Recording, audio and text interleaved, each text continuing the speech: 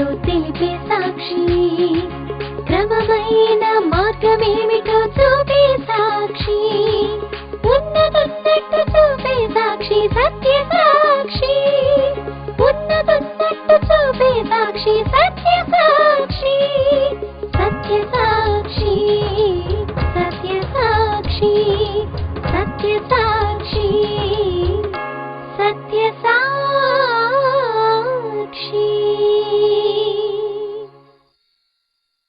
సత్య సాక్షి అను మా టీవీ కార్యక్రమమునకు ప్రేమపూర్వక ఆహ్వానము. సత్య సాక్షి.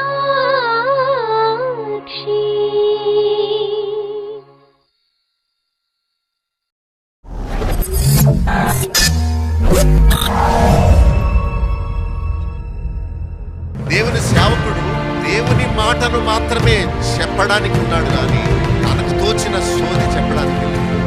దేవుని గ్రంథంలో లేని స్టేట్మెంట్ చెప్పకూడదు. శాపగ్రస్తుడు అవుతాం. నాకున్న అనారోగ్యం పోవాలంటే దేవుడు నన్ను స్వస్థపరచాలి, మనుషులు కాదు, కొబ్బరి నూనె కాదు, గుడ్డ ముక్కలు కాదు, అయ్యగారి చెయ్యి కాదు. విశ్వాస సహితమైన ప్రార్థన. రోగిని ఎందుకు దేవుణ్ణి మోసగిస్తున్నావు అనుకుంటున్నారు మీరు? నీ రహస్య పాపాన్ని దాచుకుని నీవెక్కడికి వెళ్ళలేవు. మనుషుల నుండి తప్పించుకోగలవు కానీ దేవుని చెప్పడు. నీవు చేసిన ప్రతి పని పరలోకమందున్న గ్రంథములో రాసి పెట్టాడు. You have no way to escape from the wrath of God, from the sight of God. You have lost the heaven, you have lost the love of God. నీకు తెలుసు పాస్టర్ గారు, నీకు తెలుసు మందిరం, నువ్వు చదువుకున్నావు బైబిల్ని, నీవు పాడావు ఎన్నో పాటల్ని, కానీ ఇస్కరియోతు యూదా లాంటి యుక్తితో నీవు జీవించావు. నీ పాపమే నిన్ను పట్టింది. ఈ సమయంలో ప్రభు వస్తే నీ పరిస్థితి ఏంటి? ఆ భయంకరమైన అగ్నిగుండం తప్పించుకోండి. ఈ లోకంలో మీరు నీతిమంతులుగా మార్చబడితేనే ఆ నీతి రాజ్యంలోకి వెళ్తారు. ఈ రాత్రి మీరు మారకపోతే ఒకవేళ మార్పు చెందే అవకాశం మీకు ఉండదేమో.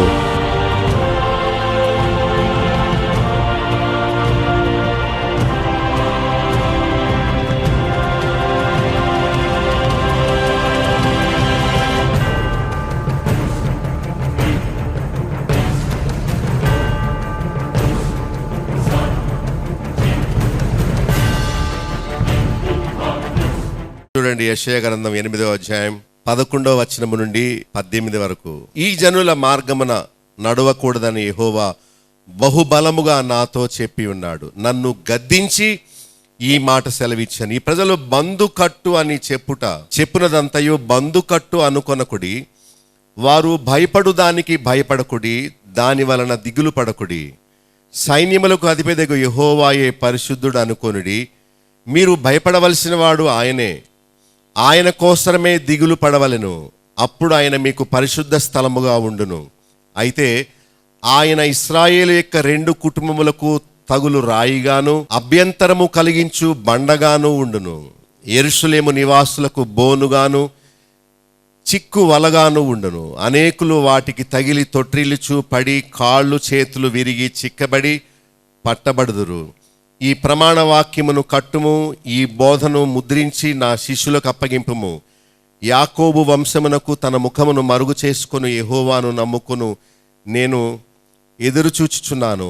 ఆయన కొరకు నేను కనిపెట్టుచున్నాను. ఇదిగో నేనును యెహోవా నాకు ఇచ్చిన పిల్లలను సీయోను కొండ మీద నివసించు సైన్యములకు అధిపతిగా యెహోవాలని సూచనలుగాను మహత్కార్యములుగాను ఇశ్రాయేలు మధ్య ఉన్నాము.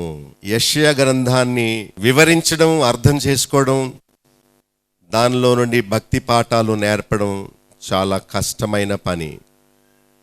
అయినప్పటికీ దేవుడు తన ఆత్మ సహాయంతో వాటిని మనకు అనుగ్రహిస్తున్నాడు. అందుకే దేవునికి మనం స్తుతులు చెల్లించాలి. దేవుడు మరణానికి అప్పగించకుండా చిన్న చిన్న శిక్షలు పెట్టి ప్రజలు మారాలని ఎలా దీర్ఘశాంతము వహిస్తున్నాడో మనం చూచాము. నీళ్లు వారి మీదకి వచ్చినాయి కానీ వారు ములగలేదు. పీకల లోతు వారు ములిగారు కానీ వారు పూర్తిగా ములిగిపోలేదు. దేవుడు జల ప్రవాహము వంటి శ్రమలు రప్పించినా మారు మనసు పొందే అవకాశాన్ని ఇస్తాడు. ఆయన బిడ్డలను ఆయన పూర్తిగా విసర్జించడు. అదేంటో పిచ్చి ప్రేమ. వాళ్ళు అయోగ్యులని తెలిసుండి కూడా వాళ్ళ వెనకాల పడతాడు. అంతే. ఈ లోక తండ్రి ప్రేమ మనకు తెలుసు కదా. కుమారుడు మూర్ఖుడైనా, తల్లిదండ్రులకు అవమానం తెచ్చేవాడైనా వాళ్ళు కొడతారు, తిడతారు, ఇంట్లోంచి బయటకు గెంటి వేసి తలుపు వేసేస్తారు. నా కడుపున చెడబుట్టావరా అంటారు. ఆడపిల్లలు అల్లరి చేస్తారు, కానీ మగబిడ్డలతో పోల్చుకుంటే మగపిల్లలు చాలా దుర్మార్గులు. బాలుని హృదయంలో నుండి మూఢత్వము స్వాభావికముగా వస్తుందని బైబిల్ చెప్తుంది. ఆడవాళ్ళు చాలా మృదువుగా సృష్టింపబడ్డారు. మగవాళ్ళు కొంచెం మొరటుగా, అంటే గట్టిగా సృష్టింపబడ్డారు. ఆడవాళ్ళు తెలివైన వారుగా సృష్టింపబడ్డారు. మగవాళ్ళకి జ్ఞానం కాదు, కండబలం ఉంది. కుటుంబంలో ముందు పుట్టిన వాళ్ళు అందంగా ఉంటారు, వాళ్ళకి జ్ఞానం తక్కువ. రెండవసారి పుట్టిన వారు పెద్ద కుమార్తె అంత అందంగా ఉండరు, కానీ వాళ్ళకి జ్ఞానం ఎక్కువ. తింగరదాని మీద, పెద్దదాని మీద చిన్న కూతురు తెలివైంది. ఏ కుటుంబంలో చూడండి, వాళ్ళు పెళ్ళైన కొత్తలో పుడతారు కదా గలిబిలిగా ఉన్నప్పుడు, అందుకని అలా పుట్టారేమో. కొంతకాలానికి తెలివితేటలు వచ్చేస్తాయి కదా. అయితే తెలివైన రెండో వాడిని చూసుకోక్కర్లేదు, తెలివి తక్కువవాడు తింగరోడైన పెద్దోడినే కొంచెం చూసుకోవాలి, ఎందుకంటే వాడికి అటెన్షన్ ఎక్కువ అవసరం. దేవుడు ఒకరికి అందం ఇచ్చాడు, ఇంకొకరికి జ్ఞానం ఇచ్చాడు. మీరు ఏ కుటుంబంలో చూడండి, అన్నదమ్ముల్లో కానీ అక్క చెల్లెండ్రల్లో కానీ ఇలాగే ఉంటుంది 95%. ఒకవేళ దేవుడు మిమ్మల్ని అడిగాడు అనుకోండి, నీకు అందం కావాలా జ్ఞానం కావాలంటే నువ్వు ఏం కోరుకుంటావు? ఏదో ఒకటి. ఏం కావాలంటే పెద్ద అమ్మాయికి అందమును, చిన్న అమ్మాయికి జ్ఞానం ఎక్కువ శాతం. సరే, పీకల లోతు నీళ్ళు వచ్చేసేలా చేశాడు. ఇప్పుడన్నా మీరు మారతారా మారరా అంటున్నాడు. మనమైతే ఒక తందందం, గెట్ లాస్ట్ బేబీ అందం, పో నీ ముఖం నాకు చూపించుకో, నువ్వు చచ్చావనుకుంటాను. నిన్ను మార్చడానికి ఎన్ని ప్రయత్నాలు చేసినా నీవు మారవు, అంతే. బొగ్గు ఏం చేసినా ఎర్రగా అవ్వదు, నల్లగానే ఉంటుంది. అగ్నిలో పడేస్తే కానీ అది ఎర్రగా అవ్వదట. ఇనుము కూడా అంతే. నిన్ను కట్టెల మీద పడబెట్టి నిన్ను కాల్చే వరకు నువ్వు మారవు అని మనం వదిలేసుకుందాం. కానీ దేవుడు అలా వదలలేదు, నన్ను వదలలేదు. నన్ను ఈ దారికి తీసుకురావడానికి దేవుడికి ఎంతో కష్టమైంది, చాలా కష్టమైంది. నేను ప్రొఫెషనల్ బాక్సర్ని, హెవీ వెయిట్ ఛాంపియన్ని, మంచి బాడీ బిల్డర్ని. సేవ అంటే నాకు చాలా చులకన అభిప్రాయం. అయితేనేమి దేవుడు పట్టుకున్నాడు. ఎక్కడికి వెళ్తావు? తర్షీషుకి కాదు, ఇటురా, నినివే ఇక్కడ ఉంది అని లాక్కొచ్చాడు. దేవునికి స్తోత్రం. మరి ఇశ్రాయేలు ప్రజల గురించి దేవుడు ఎన్ని అవస్థలు పడ్డాడో, ఎన్ని కష్టాలు పడ్డాడో, ఎందుకు ఆయన పిచ్చి ప్రేమను అలా చూపించాడు. ఎప్పటికప్పుడు ఆయనను వారు అవమానానికి అప్పగిస్తూనే ఉన్నారు, ఎదిరిస్తూనే ఉన్నారు, ఆయన గాయాలు రేపుతూనే ఉన్నారు, ఆయనను ఆయాసపరుస్తూనే ఉన్నారు. ఆయన ఇప్పటికైనా మారుతావా, ఇప్పటికైనా మారుతావా అంటూ ఆయన వెనకాల పడడం, మరి ఆయన ప్రేమ ఎంత గొప్పదో మనకు చెబుతుంది. ఒక కుటుంబం నాకు జ్ఞాపకం వస్తుంది. ఇప్పుడు ఆయన భార్య చెడ్డది.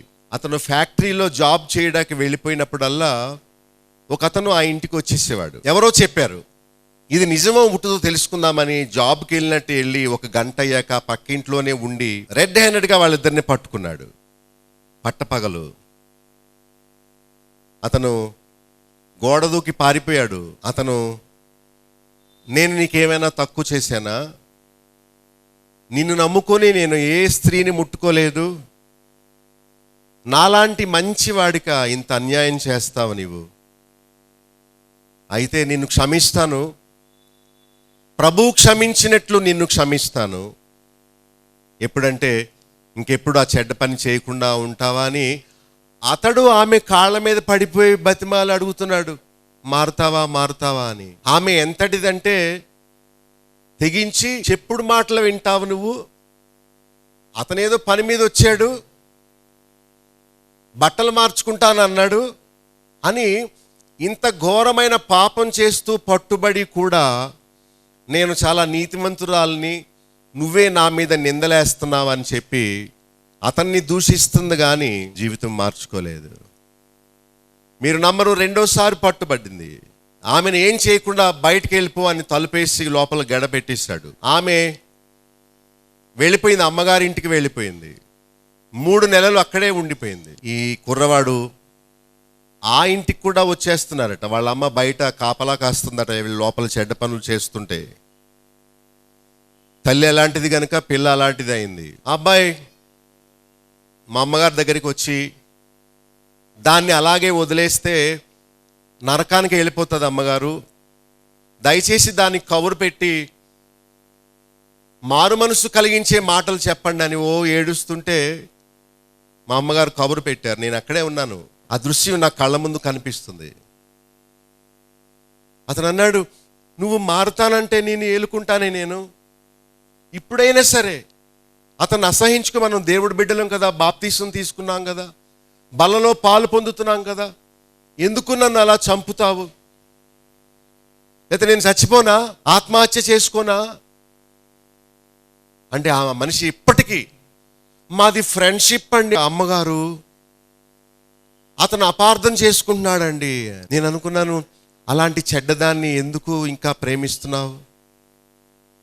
వదిలిపెట్టేపోయావా? విడాకులు ఇచ్చేపోయావా? వేరొకడు తాకిన దాన్ని నువ్వెలా తాకగలవు మళ్ళా అని అనుకున్నాను. దేవుడు నాతో మాట్లాడాడు, నువ్వు కూడా అలాంటి వాడివే కదా, నువ్వు ఏవో తప్పులు చేశావని నేను నిన్ను వదిలించుకోవడానికి, చేదరించుకొని నిన్ను బొత్తిగా విడిచిపెట్టి సాతానుకు అప్పగించేస్తే ఈనాడు నువ్వు ఇలా ఉండేవాడువా? అతను చూడు ఎలా ప్రేమిస్తున్నాడు. నేను కూడా ఇశ్రాయేలు ప్రజలను అలానే ప్రేమించాను. అయోగ్యుల ఎడల నా కృప చూపాను, మారు మనసు పొందని వారి ఎడల దినమంతా నా చేతులు చాచే ఉంచాను. ఇంకా వస్తావా ఇంకా వస్తావా? నా ప్రేమను వారు తెలుసుకోలేకపోతున్నారు అని దేవుడు ఇచ్చిన తలంపు నన్ను కలిచివేసింది. నిజమే, ఆ స్త్రీ ఎవరో కాదు, మనమే. తప్పు మీద తప్పు, ఎన్నిసార్లు దేవుణ్ణి ఆయాసపరిచి సారీ సారీ సారీ అని అడుగుతూ చేసిన తప్పే మళ్ళా చేస్తూ, ఆయన కోరిన నీతి మనలో ఉండక స్వార్థపరులుగా మనం జీవించలేదు. సారీ అని అడగడానికి మనకు సిగ్గులేదు, అర్హత లేకుండింది. అయినా ఆయన మనలను ప్రేమిస్తూనే ఉన్నాడు, సాకుతూనే ఉన్నాడు, క్షమిస్తూనే ఉన్నాడు. క్షమాపణ అడగడానికి, క్షమించబడడానికి మనకు అర్హత లేకపోయినా ఆయన మన వెనకాల పడుతూనే ఉన్నాడు. ఇప్పుడైనా మారుతావా, ఇప్పుడైనా మారుతావా అని. ఆయన ప్రేమను జ్ఞాపకం చేసుకుని మన జీవితంలో మారు మనసు అనేది మనం తెచ్చుకోవాలి. పీకలోతు వరకు ముంచిన వాళ్ళు చావలేదు. పెద్ద పెద్ద బోర్డులు పెట్టి వారికి కనిపించేలా వాక్యాలు వినిపిస్తున్నాడు. యెషయా భక్తుణ్ణి వారి కోసం కేటాయించాడు. ఆయన పిల్లలిద్దరిని సూచనలుగా పెట్టాడు. వాళ్ళకు పెట్టిన పేర్లు కూడా, జాగ్రత్త సుమి, దోపిడికి లోనగుతారు అని అస్తమాను దేవుని వాక్యము వినిపించే పేర్లు వారికి పెట్టాడు. ఇలా ఎందుకో వారంటే అంత పిచ్చిగా ప్రేమిస్తూ, నాకు అర్థమైంది ఏంటంటే వాగ్దానం చేశాడు కనుక వారిని వదలలేకపోతున్నాడు. తన పితరులతో చేసిన వాగ్దానాన్ని జ్ఞాపకం చేసుకుని ఎంత ఘోర పాపం చేసినా తొలగిపోయినా. కీర్తన 78వ అధ్యాయం అనుకుంటే ఒకసారి చూడండి, నాకు జ్ఞాపకం వస్తుంది. అయినను అయినను అని ఉంటుంది. ఇక్కడ ఎన్నిసార్లు ఉంది అయినను అయినను అని? 56వ వచనంలో దేవుడు ఎన్ని మేళ్లు చేశాడో 78 ప్రారంభంలో ఉంది. 36వ వచనంలో అయినను వారి హృదయము ఆయన ఎడల స్థిరముగా ఉండలేదు, అయినను అయినప్పటికీ అని దేవుడు వారిని దీర్ఘశాంతం వహిస్తూ, అది ఆయన ప్రేమ. ఎవరి పాప జీవితం వారికి గుర్తు కదా. లోకమంతటిలో పెద్ద పాపి ఎవరు అని మిమ్మల్ని అడిగితే మీరు మీ పక్కన కూర్చున్న వాళ్ళని చూపిస్తారా? అద్దంలోకి వెళ్ళి అడుగో వాడే మోసగాడు, అబద్ధికుడు, వంచకుడు, అడుగు వాడే, అదుగు ఆమె. ఎందుకంటే అద్దంలో మన ముఖం మనకి కనిపిస్తుంది. పౌలు అనుకున్నాడు, I'm the first of all sinners. పాపుల్ని రక్షించడానికి క్రీస్తు యేసు లోకానికి వచ్చాడు. ఎవరయ్యా పాపులంటే, నేను మొట్టమొదటి ప్రధాన పాపిని అని చెప్పాడు. మనం కూడా అలాంటి దీన మనసుతో ఉంటే మారు మనసు పొందాలనే ఆశ మన హృదయంలో వస్తుంది. నేను నీతిమంతుడిని అయిపోయాను ఎందుకంటే బాప్తిసం తీసుకున్నాను గనుక అని ఎప్పుడైతే అనుకుంటావో నీ పాపాన్ని నీవు గుర్తెరగవు, ఎప్పటికీ మార్పు చెందవు. ఇక దేవుడు మాతో ఉన్నాడు, ఇమ్మానుయేలు అనే దాని గురించి చెప్పుకున్న 8వ వచనంలో గాడ్ విత్ us. మీకు లాస్ట్లో ఒక తలంపు చెప్పి ముగించాను. ఇమ్మానుయేలు అనే మాటకు అర్థం దేవుడు మనకు తోడు. చేయవలసిన పనులు 2 చెప్పాను. ఏంటో మీకు గుర్తున్నదా? ఓకే, దేవుడు మనతో ఉన్నాడు గనుక మనం ఏం చేయకూడదు, ఏమైపోయినా భయపడకూడదు. 3 ఆడపిల్లలే పుట్టినా భయపడకూడదు. మనం అనుకున్నది జరగకపోయినా మనం భయపడకూడదు. ఎందుకంటే ఆయన మనతో ఉన్నాడు, మనలో పని చేస్తున్నాడు. 2వది ఏం చేయకూడదు, ఎస్ పాపము చేయి. ఆయన చూస్తున్నాడు, నాలో ఉన్నాడు, నాతో ఉన్నాడు, ఎప్పుడు నాలోనే ఉన్నాడు అనుకున్నప్పుడు మనం ఎప్పుడు పాపం చేయం. ఒకవేళ పాస్టర్ గారు మీ పక్కన ఉన్నారనుకోండి, మీరు బూతులు మాట్లాడతారా?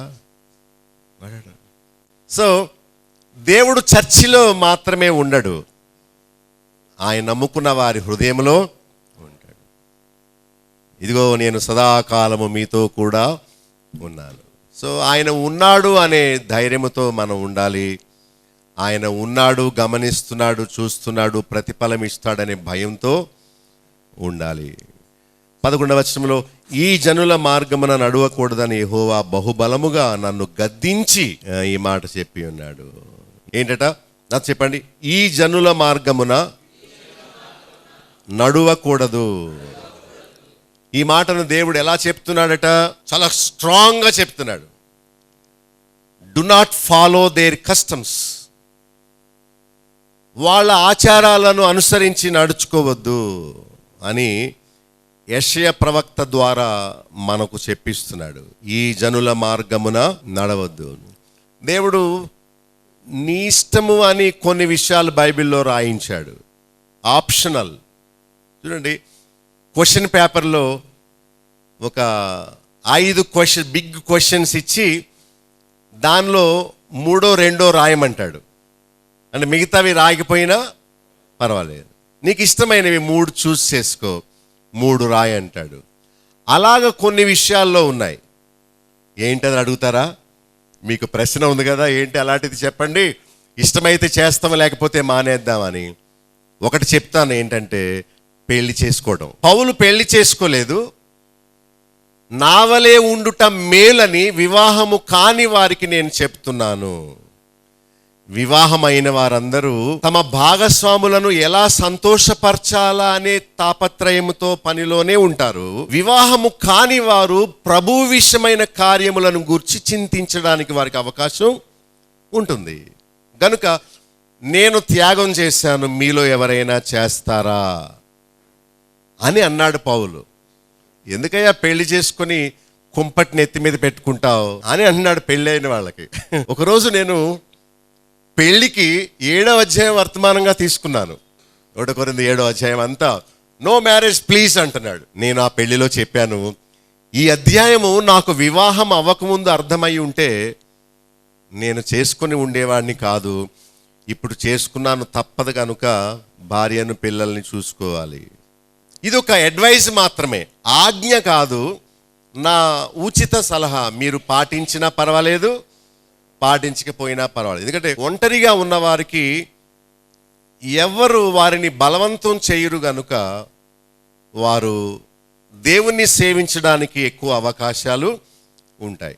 మేము ఒక 10 మందిని మాకు కూడా వ్యాన్ మీద ఒక గిరిజన ప్రాంతానికి, ఎస్టీ ఏరియాకి సేవకు తీసుకెళ్ళాం. దానిలో 7 ఆడవాళ్ళు, మేము వెళ్ళిపోవాలని ఊరంతా తిరిగి పత్రికలు పంచిపెట్టడం, సేవ చేయడం అయిపోయాక మీటింగ్కి రమ్మని అందరినీ పిలిచారు, కానీ వాళ్ళు మాత్రం ఉండకపోయారు.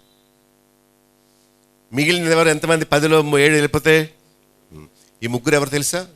భర్త లేని వాళ్ళు. ఆమె ఏడుస్తుంది భర్త చనిపోయినప్పుడు.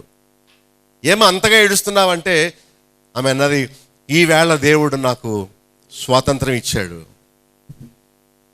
ఊరంతా అనుకుంటున్నారు పాపం భర్త చనిపోయాడని ఏడుస్తుంది అనుకుంటున్నారు. ఆమె నాతోనే చెప్పింది, ఎంత బాధ పెట్టేవాడండి ఇతను, దేవుడు ఈరోజు నాకు నిజ స్వాతంత్రం ఇచ్చాడు. ఆగస్టు 15 కాదు, ఇదిగో ఇప్పుడు నాకు నిజ స్వాతంత్ర్యం. ఇప్పుడు నేను హాయిగా దేవుణ్ణి సేవించవచ్చు, బిగ్గరగా నేను ప్రార్థన చేసుకోవచ్చు అని చెబుతుంది. సో నా ఉద్దేశం, మీరు అపార్థం చేసుకోవద్దు. బైబిల్లో తప్పక అనుసరించవలసిన ఆజ్ఞలు కొన్ని ఉన్నాయి, వాడికి ఎగ్జంప్షన్ లేదు. కానీ ఇలాంటి విషయంలో నీ ఇష్టం అంటున్నాడు. ఇక్కడ కూడా ఖచ్చితంగా చెప్పే విషయం ఏమన్నాడు? బహుబలముగా గద్దించి చెప్పే విషయం ఏంటంటే, నీవు అన్ని జనుల మధ్యలో ఉంటున్నావే, వారి మార్గంలో నీవు నడవద్దు. ఏంటి వాళ్ళ మార్గం? 12వ వచనంలో, ఈ ప్రజలు బందుకట్టు అని చెప్పినదంతయు బందుకట్టు అనుకొనకుడి. బందుకట్టు అనేది ఒక ఆచారం, కట్టుబాట్లు అనేవి. వాళ్ళు అన్నట్టు మీరు అనొద్దు, వారు భయపడేదానికి మీరు భయపడొద్దు. 12 చివరి అంటున్నాడు, దాని వలన మీరు దిగులు పడకుడి. 13 రెండో లైన్లో, మీరు భయపడవలసిన వాడు ఆయనే, ఆయన కోసమే మీరు దిగులు పడాలి, కానీ వాళ్ళ గురించి కాదు. మీరు ఏమి చేసినను దేవుని మహిమ కొరకు చేయండి. మీకు ఎన్నో ఆస్తిపాస్తులు ఉండొచ్చు, ఇదంతా దేవుడు మీకు ఇచ్చిన బాధ్యత మాత్రమే. దేవుడు మీకు బిల్డింగ్ ఇచ్చాడు, ఆ టెర్రస్ మీద ఒక సువార్త సభ పెట్టండి. చుట్టుపక్కల వారందరూ వాక్యం వినేలా, రక్షణ గూర్చిన సునాదం ఇక్కడ నుండి మీరు బయలువెళ్ళేలా చేయండి. అదిగో అందుకనే మీకు దేవుడు మంచి బిల్డింగు ఇచ్చాడు అని చెప్పొచ్చాను. చూచారా? మీరు ఈ జనుల మార్గమున నడవకూడదు అని యెహోవా సెలవిచ్చి ఉన్నాడు అని యెషయా భక్తుడు చెప్తున్నాడు. ఈ రోజుల్లో క్రైస్తవులుగా చలామణి అయ్యేవారు వాస్తు చూడకుండా ఉండేవాళ్ళు ఎంతమంది? సిద్ధాంతి దగ్గరికి వెళ్ళి ముహూర్తం పెట్టకుండా పెళ్లి కానీ ఇల్లు కానీ కట్టేవాళ్ళు ఎంతమంది? ఒకరోజు నేను తెల్లవారుజామున 5:40కి రమ్మని చెప్పింది ఒక ఆమె శంకుస్థాపన చేయడానికి. నేను కావాలని 7:30కి వెళ్ళాను. అవతల ఒక గొయ్యి ఉంది, ఆ పునాది గోతిలో నవధాన్యాలు వేసి, కోడి పుంజును కట్ చేసి, రక్తముతో ఇలాగేవో చేసి, మంత్రాలు చదివించి, పంతులు గారు వచ్చి చేసిందంతా అయిపోయింది, దానిపైన తాటి ఆకు కప్పేశారు కనిపించకుండా. ఇది దేవుడు గొయ్య, అదేం పంతులు గారు గొయ్య అంట.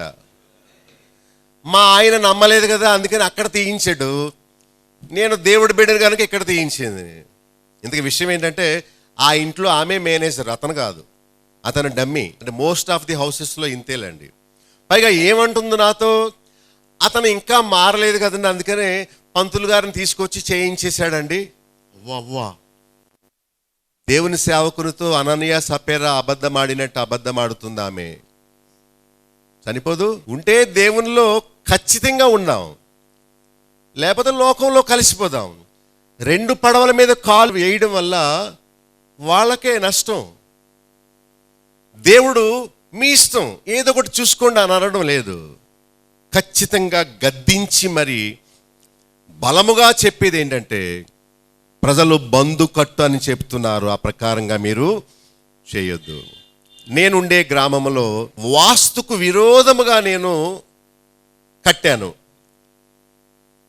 ఎలా అంటే, ఇటువైపు సూర్యుడు ఉదయించే వైపు ఈశాన్యం అంటారు, ఇటు నైరుతి అంటారు. నైరుతి ఎత్తులో ఉండాలట, ఈశాన్యం పల్లవంలో ఉండాలట. నేనేం చేశాను, ఈ పక్క హైట్ పెంచి ఈ పక్క డౌన్ పెట్టాను. ఓరో సిద్ధాంతి వెళ్ళిపోయి, ఈ ఇంటి అతను చచ్చిపోవాలే అని అన్నాడట. ఎవరు ఇలా కట్టారు, ఇంత దారుణమా? పోనీ సమానంగా అంటే తెలియక చేశారు అనుకోవచ్చు. ఆ పక్కన ఏదో టోపీలా పైకి లేపచ్చు, పిల్లర్ పైకి లేపచ్చు ఎత్తు, ఈ పక్క డౌన్ పెట్టాలి. ఇదేంటి అని ఆశ్చర్యపోతూ నలుగురు ఎదురు కూర్చొని మాట్లాడుతున్నారట. ఆయన పాస్టర్ గారు అన్నారు కానీ ఓహో మతం వాళ్ళ మనకెందుకులే అనుకొని బండి వేసుకొని వెళ్ళిపోయారట.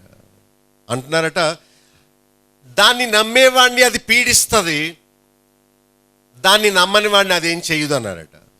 చూసారా, నేను కావాలని ఆ పని చేశాను. ఇప్పుడు రండి మా ఇంటికి, ఈశాన్యం వైపు ఎత్తు పెట్టేశాను, నైరుతి వైపు పల్లం పెట్టాను, అక్కడ ఏమీ లేదు.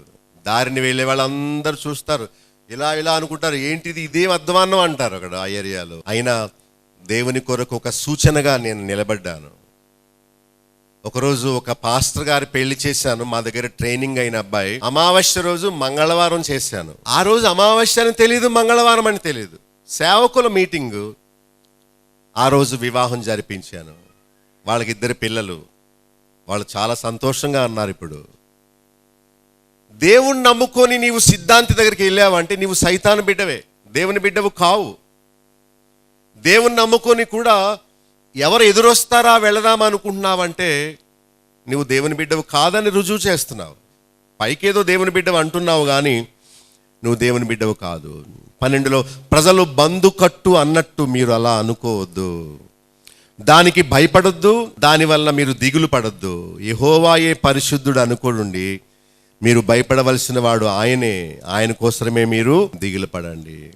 14వ వచనంలో మీరు ఆయన మాట వినకపోతే ఆయన మీకు తగిలే రాయిగా, అభ్యంతరము కలిగించు బండగా, బోనుగా, చిక్కువలగా ఉంటాడు. అంటే కాపాడవలసిన దేవుడే మీకు అభ్యంతర కారణంగా రాతి బండలా అయిపోతాడు. 15వ వచనంలో వారు ఆ రాతికి తగిలి తొట్టిల్లుచు పడి కాళ్ళు చేతులు విరిగి చిక్కపడి పట్టుబడతారు.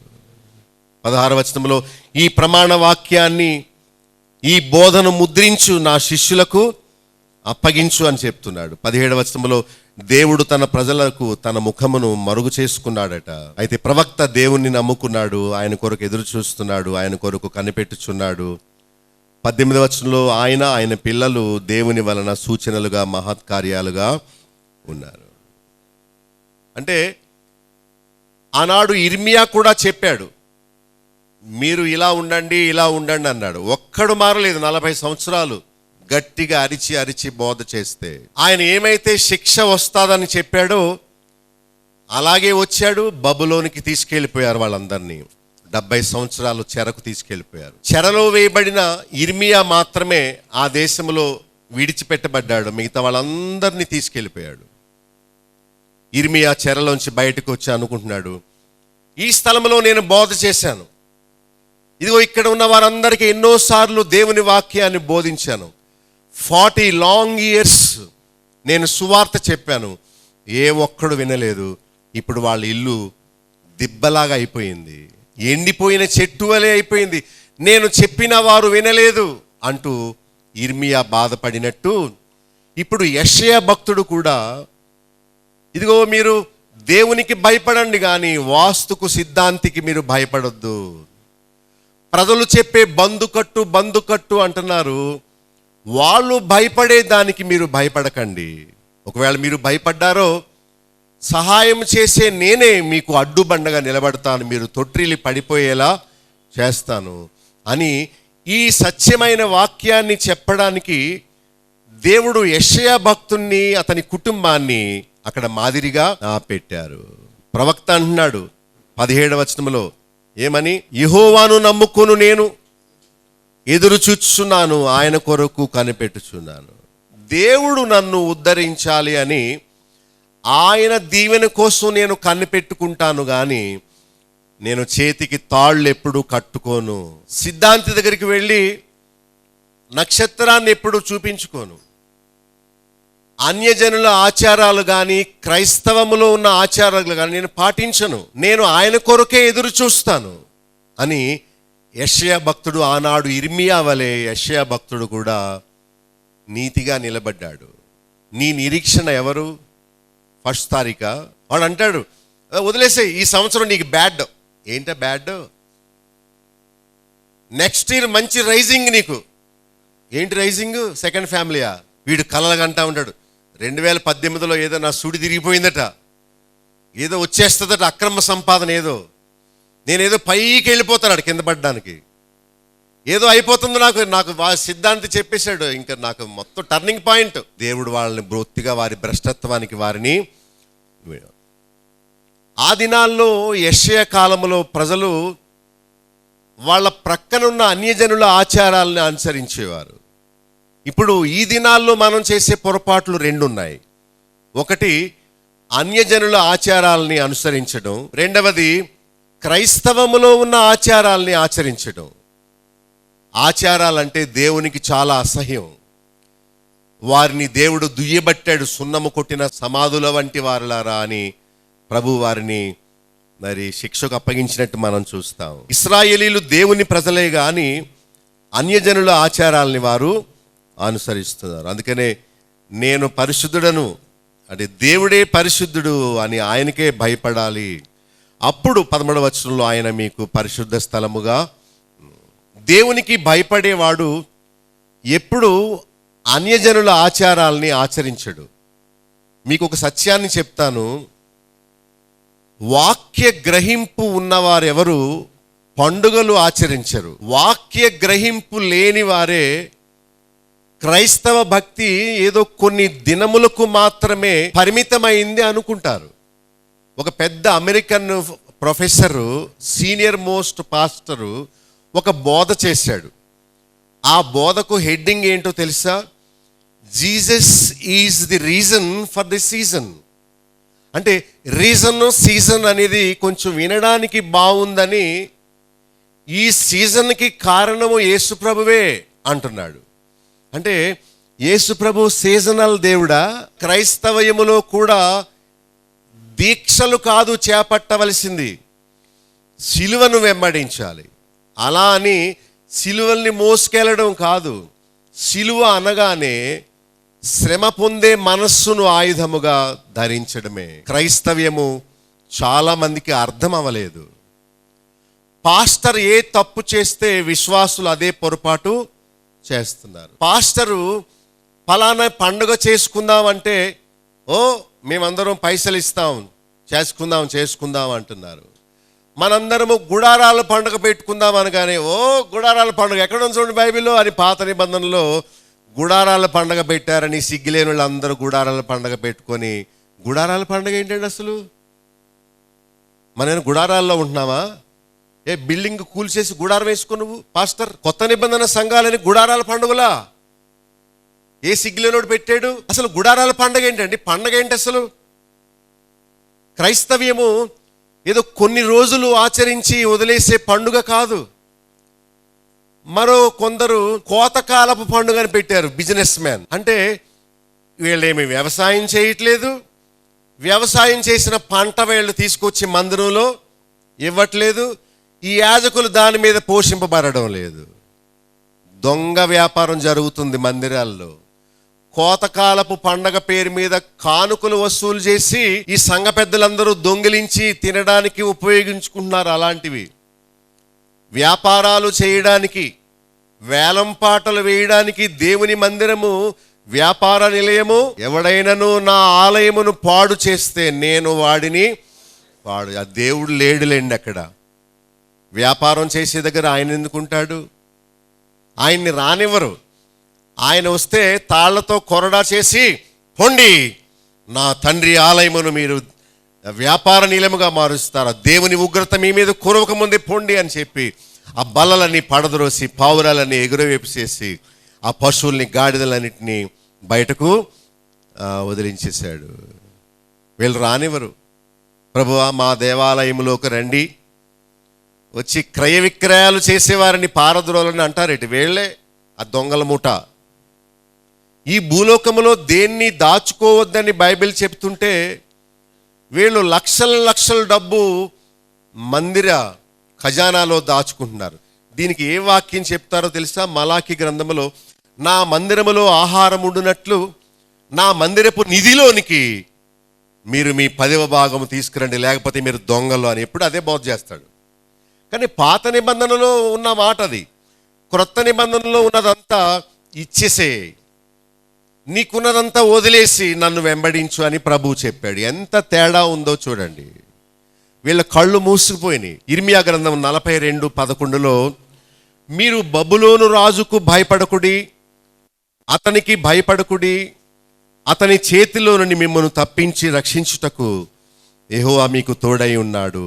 అయితే మనము దేవునికి భయపడాలి కానీ మనుషులకు కాదు. మీకు కొన్ని ఆచారాలు చెప్తాను, నేను చదువుతాను, మీరు చూడండి. ఇతరులు తుమ్మితే భయం. వాడికి ఏదో జలుబు చేసి తుమ్మొస్తే వీడిని ప్రయాణం ఇవ్వడం అనుకోమన్నాడు. భర్త చనిపోయిన విధవరాలు ఎదురొస్తే వెనక్కి వెళ్ళిపోతారు. విధవరాలు మాత్రమే కాదు, పిల్లి ఎదురొచ్చినా వెళ్ళిపోతారు. కుక్క ఎదురొస్తే పర్లేదేమో. కట్టెలు ఎదురు రాకూడదట, వాళ్ళని తగలేస్తారని. నూనె అమ్మేవాడు ఎదురు రాకూడదట, జిడ్డట. వాస్తు ప్రకారం ఇల్లు నిర్మించడం, చనిపోయిన వారి ఇంట్లో 6 మాసాలు ఇల్లు ఖాళీ చేయడం, చనిపోయిన వారి కుటుంబంలో పూజలు పండగలు సంవత్సరం పాటు చేయకపోవడం, తండ్రి చనిపోతే కుమారుడు గుండె గీయించుకోవడం, తలకొరివి పెట్టడం, చనిపోయిన వ్యక్తికి ఇష్టమైన ఆహారాన్ని వండి బయట పెడితే కాకులు వచ్చి తింటాయట. కాకు మీద వానికి మరి ఏమిష్టమో దాన్ని అక్కడ పెడతారట. కాకి వచ్చి తింటే అతను తిన్నట్టట. కాకి తింటే అతను తిన్నట్టు ఎందుకు అవుద్ది?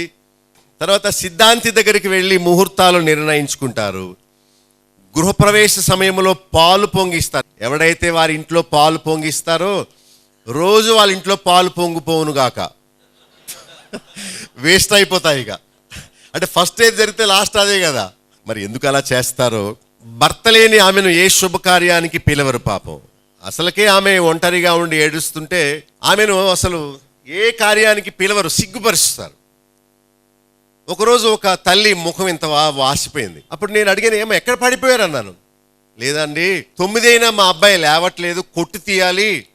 ఒరే నాయనా, పొద్దెక్కిందిరాలే, రాత్రి తాగేసి వచ్చి పడుకున్నావు, దేన్నో తన్నేసావు ఇక్కడికి వచ్చి, లేగు లేగు, టిఫిన్ చేశాను, లేచి కాస్త ముఖం కడుక్కొని టిఫిన్ తిని మరి షాపు తెరివి వెళ్ళి అని పిలవడానికని వస్తే బాబు అని పిలవగానే కళ్ళు తెరవగానే విధవరాలట వాళ్ళ తల్లి. వాళ్ళ నాన్నగారు చనిపోయారు. వెంటనే బూత్ తిట్టి, ఎందుకు కనిపించావు ఉదయాన్నే నాకు అని చెప్పి ఆమెను అక్కడి నుంచి గెంటేయగానే ఆ గోడకు పడిపోయి తగులుకొని ముఖం ఎంతలా వాచిపోయిందట. కన్న తల్లి.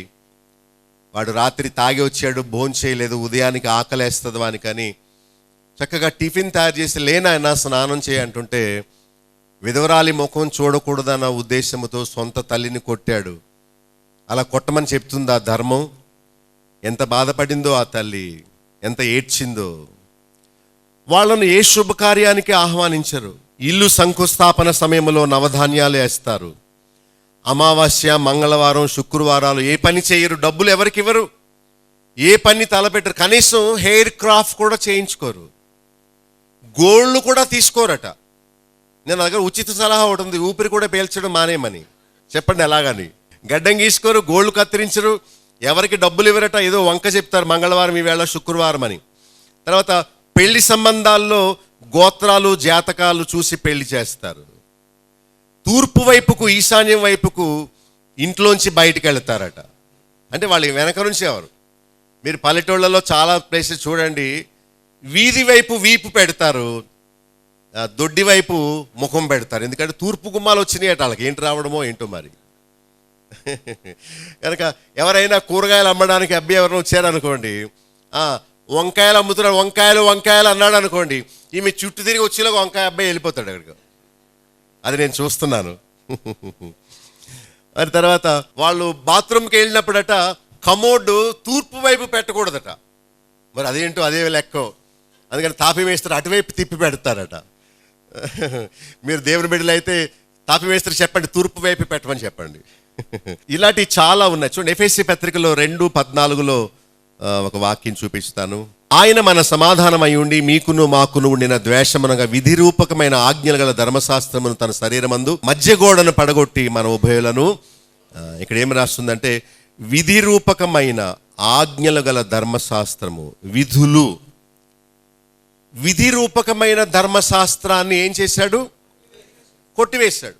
ధర్మశాస్త్రములో ఉన్నవి అవి విధి రూపమైన ఆజ్ఞలే గాని నీతి సంబంధమైన ఆజ్ఞలు. కొలస్సీ 2:13 నుండి చదువుకుంటూ వెళితే దేవుడు వాటిని ఎలా కొట్టివేశాడో కొలస్సీ 2:13-15 కలిసి ఉన్నాయి. మన అపరాధము వలనను శరీరమందు సున్నతి పొందక ఉండటం వలనను మీరు మృతులై ఉండగా దేవుడు వ్రాత రూపకమైన ఆజ్ఞల వలన మన మీద రుణముగా మనకు విరోధముగా ఉండిన పత్రమును మేకులతో సిలువకు దాని మీద చేవ్రాతను ఏం చేశాడు అంటే మనకు ధర్మశాస్త్రము అంటే వ్రాత రూపకమైన ఆజ్ఞలు మనకు రుణముగా విరోధముగా ఉన్న పత్రాన్ని ఏం చేశాడు. నీవు ఇలా చేయని పక్షములో నీకు శని. అది విధి అంటే. ఇదిగో మేనమామ వచ్చి బొడ్డు కత్తిరించాలి, ఎందుకంటే ఆ బిడ్డ బొడ్డు చుట్టుకొని పుట్టాడు. ఎవడు చెప్పాడు దీన్ని? దేవుని బిడ్డలైన మీరు అలాంటివి ఆచరించారా మీకు పరలోకం దక్కదు. జాగ్రత్త సుమి. దేవుణ్ణి నమ్ముకున్నామని చెప్పి బాప్తిస్మం తీసుకొని నేను చదివిన ఈ ఆచారాల్లో ఏ ఒక్కటి మీరు అనుసరించినా దేవుని రాజ్యానికి మీరు దూరం అయిపోతారు. అది విధిరూపకమైన రుణం. ఆ రుణం మన మీద పెత్తనం చెలాయించట్లేదు. దాని చేవ్రాతను తుడిచివేశాడు, ఎత్తివేశాడు. హెబ్రీ 7:18-19 వచనాల్లో ముందు ఇవ్వబడిన ఆజ్ఞ బలహీనమైనది, నిష్ప్రయోజనమైనది కనుక అది నివారణ చేయబడినది. కొందరు అంటారు, బ్రదర్ ఇవన్నీ కూడా బైబిల్లోనే ఉన్నాయండి. ఉంటాయి బైబిల్లో ఉన్న ఎన్నో ఆచారాలు బైబిల్లో ఉన్నాయి, కానీ వాటి ద్వారా మనకు రక్షణ కాదు, విశ్వాసము ద్వారానే మనము రక్షణ పొందాలి. హెబ్రీ 8:13లో మొదటిది పాతది, పాతగిలి ఊడిపోయి అదృశ్యమవును. 12:27లో అది బొత్తిగా తీసివేయబడును. పేతురు పత్రిక చూడండి 3వ అధ్యాయం 13వ వచనము నుండి మీరు మంచి విషయంలో ఆసక్తి గలవారై ఉండండి. మంచి విషయాల్లో ఆసక్తి కలిగి ఉండండి. 14వ వచనంలో మీరు నీతి నిమిత్తము శ్రమ పడితే మీరు ధన్యులు. చూడండి 14లో వారి బెదిరింపునకు భయపడకూడదు. ఏమంటారు? ఇదిగో ముహూర్త ప్రకారం చేయకపోతే చాలా కీడొస్తుంది సుమి. పాస్టర్లు అలాగే వాగుతారు, కానీ మనం చేసేది మనం చేయాలి. ఒక శంకుస్థాపనకి వెళ్ళినప్పుడు ఆ భర్త కొంచెం అజ్ఞాని, నడిపించేదంతా భార్యనే. నేను అన్నాను, మరేంటి మొదలు పెడదామా, అందరు వచ్చారా అని అన్నాను. అప్పుడు అతను జేబులోంచి కాగితం తీశాడు, ఆ సిద్ధాంతి ఇచ్చిన కాగితం. ఏమండి 7:48 అన్నాడండి, ఇంకొక 10 నిమిషాలు ఆగండి అన్నాడు అనమాట. అప్పుడు ఆవిడ, అయ్యో పాస్టర్ గారు కంట్లో పడిపోయింది ఆ కాగితం అనుకొని ఎంత కంగారు పడిపోయింది. వాళ్ళ అబ్బాయిని పిలిచి, రే మీ నాన్న జేబులో ఉన్న కాగితం ఇలా తెచ్చే అర్జెంటుగా అంటే, వాడొచ్చి సీక్రెట్గా చేయవలసింది, నాన్న అమ్మేమో ఆ సిద్ధాంతి కాగితం నీ జేబులో ఉందట కదా, పాస్టర్ గారు చూడకూడదంట, అది తెచ్చేయమని అమ్మాడు. అయ్యి బాబు ఈడెంత పని చేశాడు అనుకుని కంగారు పడిపోయింది. దొరికిపోయారు మొత్తం ఇంటెలపతి. ఏమండి ఇలాంటి పనులు చేసినప్పుడు దేవుడు నా ప్రార్థన వింటాడా? వినడు, వినకూడదు. విశ్వాసం మీద ఆధారపడిన వారికి దేవుడు సహాయం చేస్తాడని బైబిల్ చెప్తుంది, కానీ బందుకట్టుకు మీరు జడిశారా, నేను అడ్డరాయిగా ఉండి మిమ్మల్ని పడిపోయేలా చేస్తానని చెప్తున్నాడు. కాలేజీలు ఇరిగిపోతాయట. ఇవన్నీ ముందే ఆలోచించుకొని భక్తిలోకి రావాలి. ప్రభు పేరు పెట్టుకోవాలి, లేకపోతే ప్రభు పేరు మీకు తెలియకుండా మీ తల్లిదండ్రులు పెట్టారేమో తీసేసుకొని నేను క్రైస్తవుణ్ణి కాదు అని డిక్లేర్ చేసేసి పేపర్లో ఇచ్చేసి వదిలిపెట్టేయండి దేవుణ్ణి, దేవుడి మందిరాన్ని, ఆయన సన్నిధిని. అంతేగాని ఆదివారం ఏమో మందిరమును, మిగతా రోజుల్లోనేమో అన్య ఆచారాలు మనం చేశామా, మనం దేవునికి శత్రువులు అయిపోతాము. చూడండి, వారి బెదిరింపులకు భయపడొద్దు, కలవరపడొద్దు, అమ్మో వాస్తు అనుకోవద్దు. 15వ వచనంలో నిర్మలమైన మనస్సాక్షి కలిగి, అంటే ఏంటి ఇలా చేస్తున్నారు అని ఎవరైనా మిమ్మల్ని అడిగితే ఏ మనస్సాక్షి అంటే భయంగా పాస్టర్ గారికి భయపడి చేయొద్దు సుమి. ఆమె చూడు తాటి ఆకు ఎలా కప్పి పెట్టిందో ఆ గొయ్యి కనబడకుండా. పాస్టర్ గారు మీకు ఇచ్చేది మీకు ఇచ్చేస్తాం, పంతులు గారు పట్టుకుపోయేది ఆయన పట్టుకుపోతాడు. మనం అన్నీ చేసేసుకోవాలి. ఏ పుట్టలో ఏ పాము ఉందో ఎవరికి తెలియదు. అందుకనే ప్రతి పుట్టలో పాలు పోసుకుంటూ వెళ్తే పాలు తాగుద్దట. బయటకు వచ్చి కాటేసి చేస్తారు. వాళ్ళ స్వనీతి అంటే ఏంటంటే పూర్తిగా దీనిలో దిగిపోకూడదు, పూర్తిగా పాస్టర్ గారు చెప్పినట్టు వినకూడదు, మనం ఆయనకి తెలియకుండా మనం చేసే పనులు మనం చక్క పెట్టేస్తూ ఉండాలి అని అంటున్నారు. ఒక పెళ్లి కొడుకుని చేయడానికి వెళ్ళాను. అతను కూర్చోబెట్టారు. నేను నూనె రాసి ప్రార్థన చేద్దామని వాడికి సున్నిపిండితో శుభ్రం చేస్తారు. పెళ్లి కొడుకుని చేయడం అంటే మురికంతా పోయేలాగా రుద్ది తలంటి ప్రార్థన చేసి కొత్త బట్టలు వేస్తారు. పెళ్లి కొడుకుని చేసామని ఒక ఆనవాయితీ. కానీ వాళ్ళు పసుపు ఇక్కడ రాశారు, ఇక్కడ రాశారు, ఇక్కడ రాశారు, ఇక్కడ రాశారు, ఇక్కడ రాశారు, ఏదో ఇలా దిష్టి తీశారు, ఇంకేవేవో చేస్తున్నారు. నాకు ప్రార్థన చేయబుద్ధి కాలేదు. నేను అనవసరంగా వచ్చాను ఇక్కడికి అనుకున్నాను. బలవంతంగా చేశాను ప్రార్థన. మనసులో అనుకున్నాను ఇదేమి జరగకూడనుగాక అని. హెబ్రీ 13:17 వారు అయిష్టముగా ప్రార్థన చేస్తే మీకేమి ప్రయోజనం ఉండదని రాస్తుంది. వారి మాట విని వారికి లోబడి ఉండండి అని ఉంది. మోసపోకుడి, దేవుడు విక్కిరింపబరుడు, మనుషుడు ఏమి విత్తునో ఆ పంటనే వస్తును. 16వ వచనం చూడండి. మీ హృదయములలో క్రీస్తును ప్రభువుగా ప్రతిష్ఠించండి.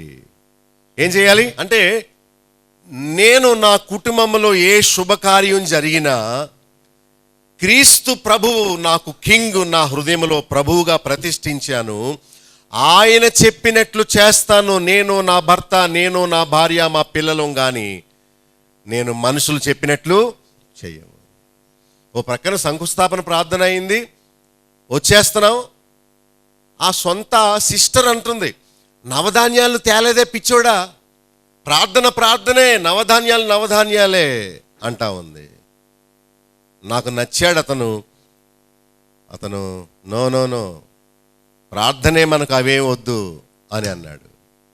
అంటే ఇంతకుముందు జరిగిన ఇల్లుగా అప్పుడు తెలియక చేశాను ఆ పని. ఇప్పుడు విశ్వాసంలోకి వచ్చాను, ఇప్పుడు సత్యసాక్షిగా మారాను. నేను ఇక్కడొక గెంతు అక్కడొక గెంతు వేయడం లేదు. నేను అలాంటి ఆచారాలు చేయదలుచుకోలేదని అందరి ముందు ఆయన చెప్పగలిగాడు. అదే నాకు ఎంతో సంతోషాన్ని కలిగించింది. మరి మీరేం చేస్తున్నారు? మీ ఇంట్లో కూడా శుభకార్యాలు జరుగుతాయి, మీ ఇళ్లలో కూడా ఎన్నో ఇలాంటి చేయవలసి వస్తాయి. మీ హృదయాల్లో క్రీస్తును ప్రభువుగా 17వ వచనంలో మీ సత్ప్రవర్తన మీద అపనింద వేయేవారు ఏం చేస్తారు? ఇప్పుడు సిగ్గుపడతారు. వీళ్ళు మనలాంటి ఆచారాలు ఏమీ చేయకపోయినా విశ్వాసము ద్వారానే, ప్రార్థన ద్వారానే వారి పనులు ప్రారంభించారు. దేవుడు వాళ్ళని హెచ్చించాడు. జాగ్రత్త సుమి అని భయపెట్టారు. ఇదిగో మీరు దుర్ముహూర్తం వచ్చిన తర్వాత మీరు పని మొదలెట్టారు, ఇది సాగదన్నారు, కానీ సాగింది. 2 భార్య భర్తలు మా ఇంటికి వచ్చారు. పాస్టర్ గారు, మేము ఇల్లు కట్టుకోబోతున్నామండి, మీరు రావాలండి, ప్రార్థన చేయాలండి, సోమవారం పొద్దున్నే వచ్చేయండి అన్నారు. నేను అన్నాను, సోమవారం నేను హైదరాబాద్లో ఉంటాను, రావడానికి వీలవ్వదు. వెంటనే అన్నారు, నేను వస్తాను మంగళవారం. అమ్మో మంగళవారమా, పోని బుధవారం వస్తాను అన్నాను. అమ్మో అప్పటికి మూఢం వచ్చేస్తుందండి అంట. అంటే ఎందుకు కంగారు పడి చేసేస్తున్నారు పెళ్ళిళ్ళు అంటే, మూఢం దొరబడుతుందట. మూఢంలో పెళ్లి చేసుకుంటే సంతానం కలగదో, లేదా మొగుడు పెళ్ళాలు విడిపోతారో చేస్తారో ఏంటో మరి. అందుకని మూఢంలో పెళ్లి చేయరట. ఏదో సీజన్లో అత్తగారి ముఖం చూడకూడదట. ఆషాఢంలో అత్తగారు పోయిద్దేమో, నీవు దేనికి భయపడతావో అదే నిన్ను తరుముద్ది. దేవుణ్ణి నమ్ముకున్నాక కూడా నీ కూతుర్ని ఆషాఢ మాసంలో ఇంటికి తెచ్చేసుకున్నావు అనుకో, నువ్వు దేవుని బిడ్డవు కాదని రుజువు చేస్తున్నావు అనమాట. ఏమనుంది? మీ సత్ప్రవర్తన మీద అపనింద వేసేవారు ఏమవుతారు? 18వ వచనంలో కీడు చేసి శ్రమపడుట కంటే, అంటే అర్థం ఏంటంటే, ఒకవేళ వాస్తు నిన్ను దెబ్బ కొట్టినా దేవుని కోసం నీవు కీడు అనుభవించు. దేవుని సెలవు లేకుండా నీ తల వెంట్రుక రాలదు. విశ్వాసముతో, ప్రార్థనతో నువ్వు ప్రారంభించు, దేవుడు దానికి ప్రభువుగా ఉండి సహాయం చేస్తాడు. కనుక చేతులెత్తి మీకు దండం పెట్టి చెప్తున్నాను, దయతో దేవుని పేరు పెట్టుకున్న మీరు అన్యుల ఆచారాలు ఎప్పుడు మీరు అనుసరించొద్దు. అయితే మీకు ఇంకొకటి చెప్పి మిమ్మల్ని విడిచిపెట్టాలి. అదేంటో తెలుసా? క్రైస్తవ ఆచారాలు. నేను పెద్ద లిస్ట్ రాసుకున్నాను, నా పేజీ మొత్తం నిండిపోయింది. అది చదువుతాను, వినండి. 40 దినాల ఉపవాసాలు, క్రిస్మస్ పండుగ, మంచి శుక్రవారము, ఈస్టరు పండుగలు, నుదుటి మీద సిలువ వేసుకోవడం, యేసు రక్తమే జయము అనడం, క్రీస్తు నేడు పుట్టెను, క్రీస్తు నేడు లేచెను అని చెప్పడం. క్రీస్తు నేడు పుట్టలేదు, క్రీస్తు నేడు లేవలేదు. ఆయన లేచి 2000 సంవత్సరాలు పైబడింది. మొదటి ఆదివారపు బల్ల వాక్యానుసారము కాదు. ఆదివారమున మేము రొట్టె విరుచుటకు కూడినప్పుడు అంటే అర్థం ఏంటంటే, ఆదివారము నెలకొకసారి రాదు, ప్రతి వారము వస్తుంది. చేస్తే నష్టం ఏంటి? చెయ్యకపోతే తప్పు, కానీ చేస్తే తప్పు కాదు కదా. అంటే ఎందుకు పెట్టారంటే డబ్బుల కోసం. ఫస్ట్ వీక్లో ప్రభు బల్ల ఇస్తేనే డబ్బు ఇస్తారు. మీకు తెలుసా, ప్రత్యేకమైన కానుకలు బల్ల టైంలో పడతారు. అంటే వాళ్ళు పెట్టిన రొట్టెకి ఇచ్చిన ద్రాక్షారసంకి డబ్బులు వసూలు చేస్తున్నారు అనమాట. ఎంత అన్యాయం అండి! ప్రభు బల్ల ఇచ్చి డబ్బులు తీసుకుంటావా నీవు? లంచగొండివి కాదా నువ్వు? తర్వాత గుడారాల పండగలు, కోతకాల పండగలు బైబిల్లో లేవు, కొత్త నిబంధనలో లేవు. చేసేవారందరూ క్రైస్తవులు కాదు, వారు నరకానికి పోతారని చెప్పండి. దేవుని మందిరములో వేలం పాటలు వేయకూడదు. దేవుని మందిరము వ్యాపార నిలయము కాదు. పసిబిడ్డలకు బాప్తీసాలు ఇవ్వకూడదు. అలా బాప్తీసం పొందిన వారు దేవుని నమ్మిన వారు కాదు. జెండా కింద నుంచి వెళ్ళకూడదు. బట్టల రంగులు మార్చుకోవడం భక్తి కాదు.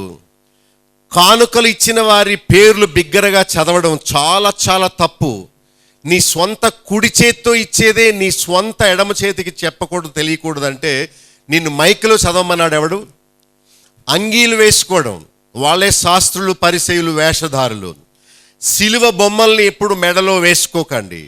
యేసు ప్రభుని ఉరి ఇస్తే ఉరితాడు మెడలో వేసుకుంటారా మీరు? మరియా ప్రభు విగ్రహాల్ని ఎప్పుడు పెట్టుకోకండి. విగ్రహారాధికులు అందరూ అగ్ని గంధకములతో మండు గుండములో పడిపోతారు. దేవుణ్ణి ఆరాధించవలసింది ఆత్మతో సత్యముతో గాని అగరు పుల్లలతో క్రొవ్వొత్తులతో కాదు. అది విగ్రహారాధన, అది పూజలు. మనము చేయవలసింది పూజా కార్యక్రమం కాదు, ఆత్మతో సత్యముతో దేవుణ్ణి మనం ఆరాధించాలి.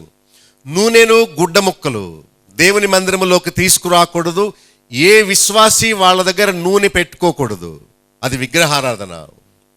అభిషేకాలు, ఏ మానవుడు అభిషేకాన్ని ఇవ్వడానికి తగడు. ఏ పాస్టర్ దగ్గర అభిషేకము లేదు.